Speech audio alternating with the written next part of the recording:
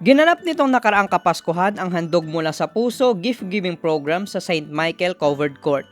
Pinangunahan ito ng Jose Rizal High School Alumni Supreme Student Government Officers sa pamumuno ni na Miss Micaela Escarnuela at Jose Rizal High School Alumni Association. Katulong ang mga youth leader ng Holy Spirit National High School at Jose Rizal High School.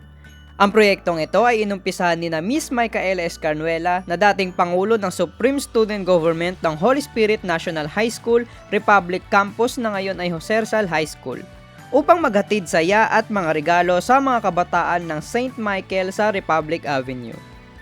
Nagpapasalamat din ang Vice Presidente for Internal Affairs ng Jose Rizal High School Alumni Association na si Mr. Iris James Hernandez sa kanyang pahayag.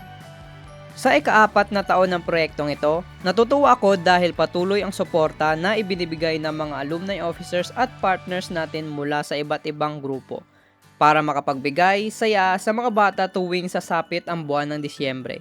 Nagpapasalamat din ako on behalf of Jose Rizal High School Alumni Association dahil isa kami sa napili ni Miss Escarnuela na maging partner sa kanyang proyekto.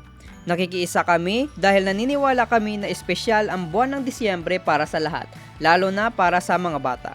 Hiling ko sana sa darating na buwan ng Disyembre, mas marami pa tayong mga bata na mapasaya at mabigyan ng regalo. At bukas kami sa iba pang mga grupo na nais magbigay ng donasyon makatulong sa programa na ginagawa ni Miss Escarnuela.